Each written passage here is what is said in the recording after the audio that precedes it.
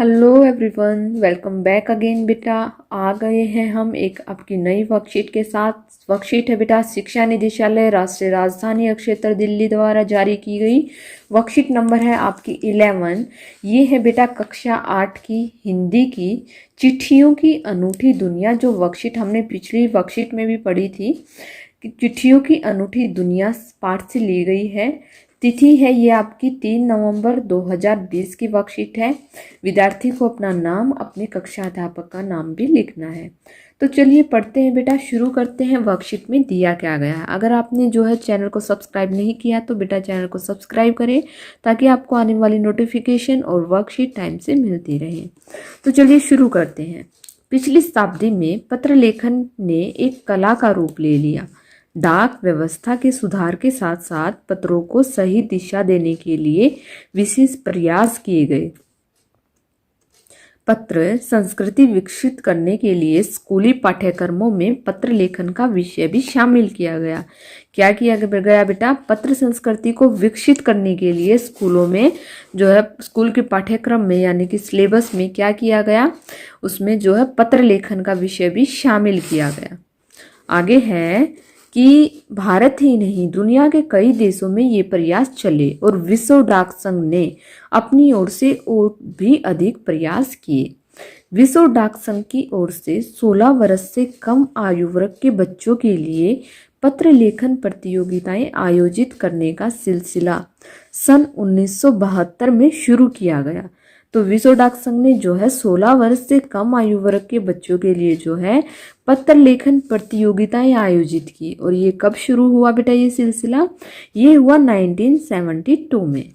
यह सही है कि खास तौर पर बड़े शहरों और महानगरों में संचार साधनों के तेज विकास अन्य कारणों से पत्रों की आवाजाही प्रभावित हुई, पर देहाती दुनिया आज भी चिट्ठियों से ही चल रही है। देहाती मतलब होता है बेटा गांव की दुनिया जो है। फैक्स, ईमेल, टेलीफोन और मोबाइल ने चिट्ठियों की तेजी को रोका। क्या किया बेटा? रोका है। जो ईमेल आ गए हैं, अब टेलीफोन्स आ गए हैं, मोबाइल आ गए हैं, इन्होंने क्या किया है बेटा? चिट्ठियों की बढ़ती हुई तेजी को रोका है। पर व्यापारिक डाक की संख्या लगातार बढ़ रही है, यानी कि व्यापार में तो डाक का ही प्रयोग किया जाता है।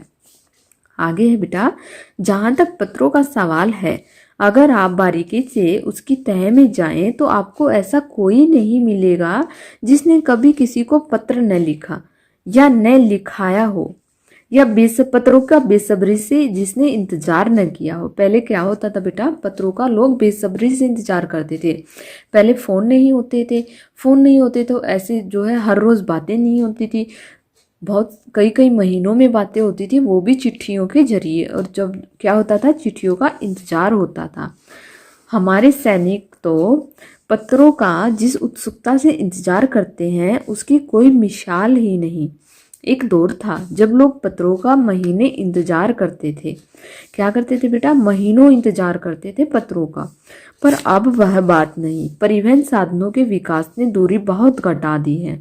पहले लोगों के लिए संचार का इकलौता साधन चिट्ठी ही थी, पर आज तो और भी साधन विकसित हो चुके हैं। तो देखिए बेटा, पहले अगर क्या होते थे, सैनिक होते थे, बहुत दूर दूर होते थे, वो उनकी पोस्टिंग्स बहुत दूर दूर होती थी। वो क्या करते, अपने घर वालों से बहुत दिनों में मिलते थे, चिट्ठियों के जरिए ही बातें होती थी।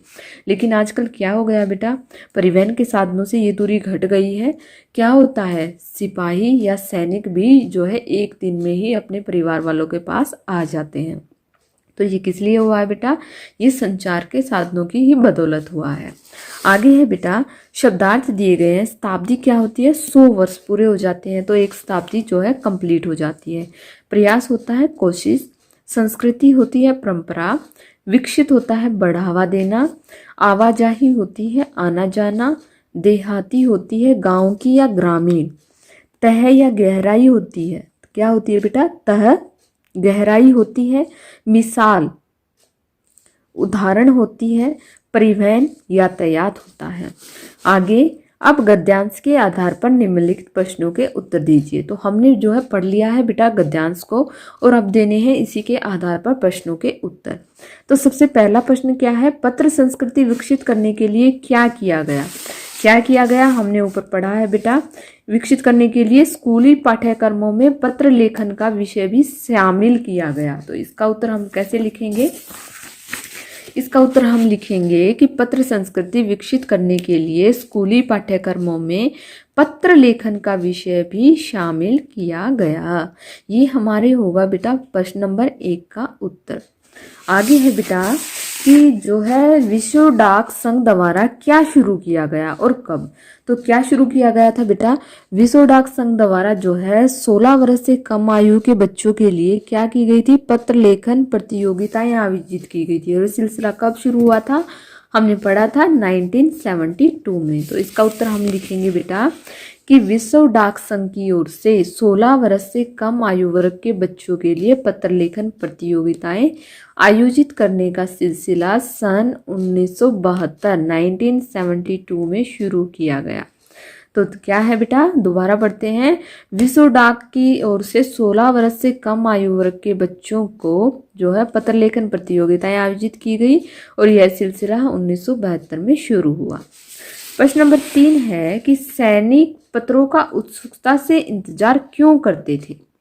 क्यों करते थे बेटा, नहीं, एक प्रश्न रह गया है हमारा कि पत्रों की आवाजाही क्यों प्रभावित हुई। तो क्यों प्रभावित हुई बेटा, यहाँ इसका उत्तर हम लिखेंगे कि बड़े शहरों महानगरों में संचार के साधनों के तेज विकास और अन्य कारणों से पत्रों की आवाजाही प्रभावित हुई। तो हम जो है अपने प्रश्न नंबर 3 का जो उत्तर लिखेंगे वो यहाँ से लिखेंगे बेटा कि बड़े शहरों और महानगरों में, यहाँ से हम स्टार्ट करेंगे और यहाँ से, और जो है संचार के साधनों के तेज विकास और अन्य कारणों से पत्रों की आवाजाही जो है प्रभावित हुई।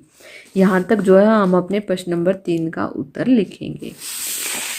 अगला प्रश्न बेटा हमारा है कि सैनिक पत्रों का उत्सुकता से इंतजार क्यों करते थे।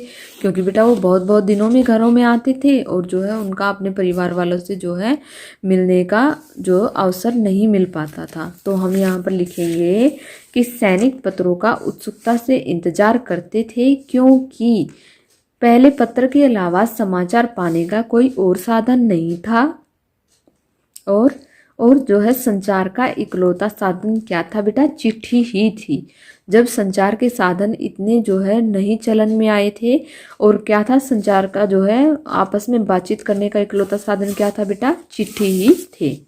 आगे है बेटा, पंडित जवाहरलाल नेहरू जी के अनुसार हजारों साल पहले संचार के साधन क्या थे और बदलते बदलते क्या हो गए। तो हम यहाँ पर लिखेंगे बेटा इसका उत्तर कि जो है पंडित जवाहरलाल नेहरू के अनुसार पहले संचार के साधन सिर्फ चिट्ठी और पत्र थे और फिर बदलते समय के साथ साथ ईमेल, फैक्स, टेलीफोन, मोबाइल आ गए।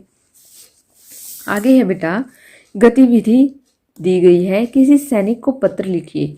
यदि आपके परिवार, आसपास या रिश्तेदारियों में कोई सैनिक है तो आप उनके नाम भी प्रयोग कर सकते हैं और एक पत्र लिख सकते हैं। तो यहाँ पर बेटा मैंने सिंपल सा लिखा है, आप नाम वगैरह प्रयोग करके बहुत अच्छे से लिखेंगे। तो आपको ऐसे का ऐसे एज इट इज़ नहीं लिखना है, आपको अपनी तरफ से लिखना है बेटा। तो आपको मानना है कि आप अपने आसपास किसी भी रिश्तेदार से या किसी भी परिवार वाले से अगर कोई सैनिक सेना में है तो उसको लिखना है आपको। तो यहाँ पर हम लिखेंगे सादर प्रणाम। आप जो कोई भी नाम लिखना चाहते हैं हाँ आप वो लिख सकते हैं। आगे है, मुझे ये जानकर अत्यंत प्रसन्नता हुई कि आप कितनी हिम्मत बहादुरी से अपने देश की रक्षा कर रहे हैं और आपकी बदौलत ही हम अपने घरों में स्वतंत्रता पूर्वक व आज़ादी से रहते हैं। हम सबको आपकी इस बहादुरी पर गर्व है, इसीलिए मैं आपको शत शत नमन करती हूँ या करता हूँ और आपके लिए शुभकामनाएं करती हूँ। धन्यवाद। तो ये थी बेटा हमारी वर्कशीट, बहुत ही अच्छी वर्कशीट थी। आई होप आपको समझ में आ गई होगी। अगर आपको वीडियो अच्छी लगी तो please like, share and subscribe करना ना भूलें। थैंक यू बेटा, थैंक्स फॉर वॉचिंग।